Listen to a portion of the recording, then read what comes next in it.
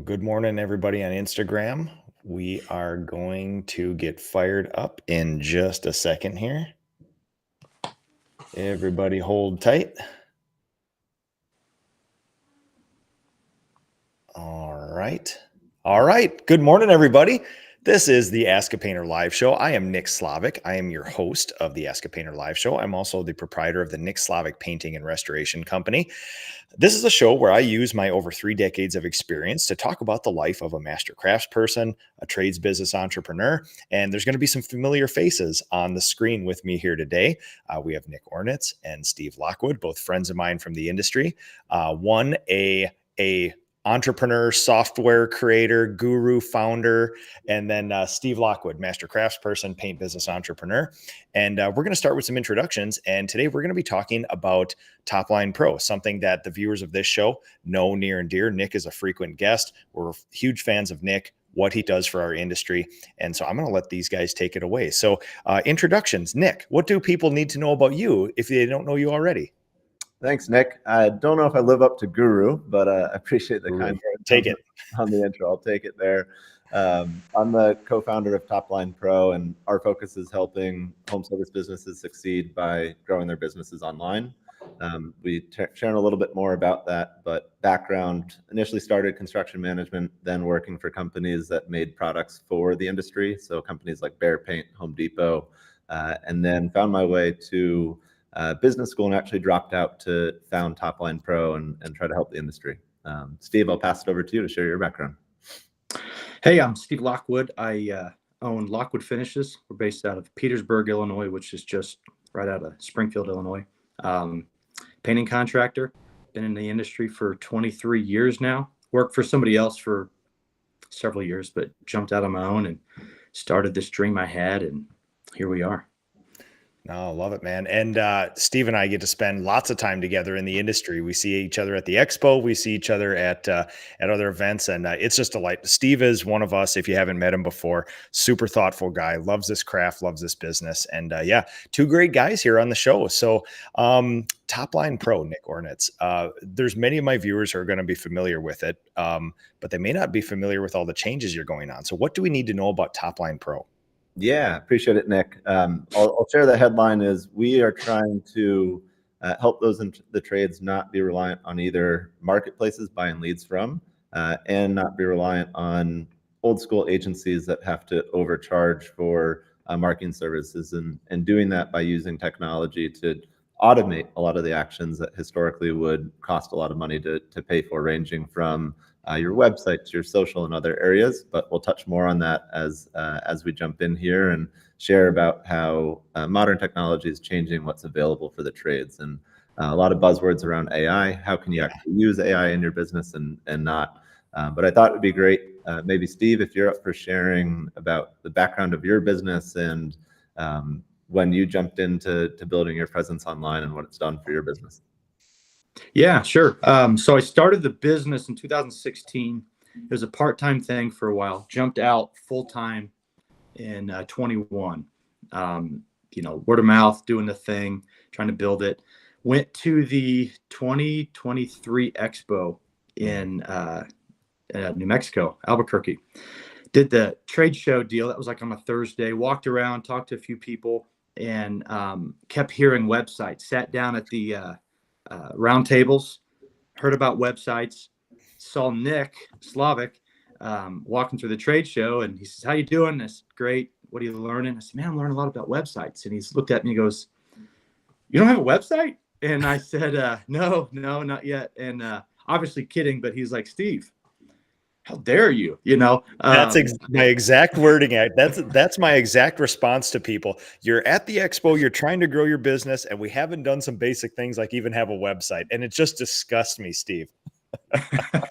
Yeah. So I deeply offended, right? I jump on board. No, but really, what was so interesting about that whole full circle deal, I leave the expo, laying down in bed one night, going through my emails, and I had already had 2 emails from Topline, from Nick at Topline, saying, "Hey, I'm Nick Ornitz. Here's my deal. This is what we can do for you, blah, blah, blah." I had a small little mock-up. Looked over at my wife, and I'm like, I'm just going to respond back to this guy. He sent me 2 emails, very, very courteous in the email, wasn't slimy, wasn't, all the things. And I said, I'm just going to follow up with this guy. Made the jump, had the meeting with Nick, and it was so smooth that I felt foolish if I didn't press the accept button and honestly just say, what's the most expensive package you got? I want the best, and let's go. So it's been fabulous. So I love it. No, and there's a reason why Nick Ornitz is on here, because number one, he's a business owner and an entrepreneur too. And he's trying to grow. He's trying to help people. He's growing his business in the way that we grow a lot of our painting businesses, which is sort of like, what can we do to help the customer? What can we do to give them a great experience? And the business follows along with that. And you're a great caretaker of the industry. And initially, there's many options, right, Nick? You're not the only one that can create a website for somebody. But years ago, when we got introduced, you had care for the industry, you had interest in the industry, and you also had some very unique value propositions too. So, and that's what makes you unique, and that's why you're here. And that's why I think it's important for people to know both you guys. Awesome. I appreciate it, Nick. And we'll jump into a little bit here. Thanks, guys. We'll jump into a little bit here on some of the lessons that we've learned along the way. Maybe before jumping into that, Steve, are you up for sharing any lessons you've learned by having a website and marketing your business online? It's great is you guys make it simple, and you put me in front of people that may not see my truck, may not see my van, may not see all the things.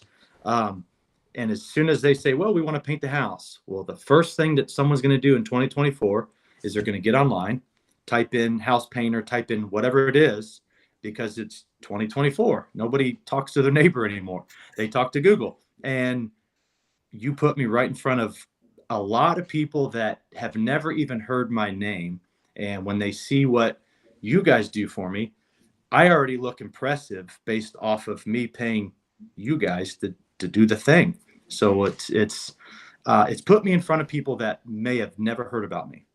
Yeah. Awesome. Amazing. Well, I appreciate Steve sharing some of the experience here. I'll jump into a little bit of some lessons learned from our side, and then also some advice for folks that are listening in and what to look for, if that sounds good here. Oh, 100%, man. The show is yours. All right. Perfect. So let me share my screen here and see if folks can see this here. Okay. Couple seconds. It should be popping up. There we go. All right. Perfect.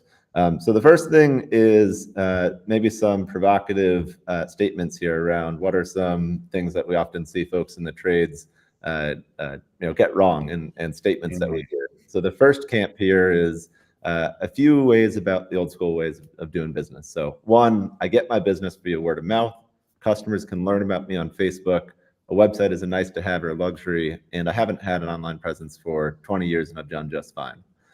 Normally when I hear this, it means that you're doing great work and you therefore are getting word of mouth, but it doesn't mean you can't be getting more work, better quality, higher profitable jobs, and that you can't grow online. And so just because you're getting word of mouth business doesn't mean that things can't get better. And then to Steve, your point earlier, homeowners, when they refer someone, they're searching them and looking online for more signals. So these are some common themes that we hear of maybe old school ways of working that could be shifted. Mm-hmm. The next thing I'll jump into is using an example from Amazon. So everyone is used to buying products on Amazon, and they're one of the best in class around commerce.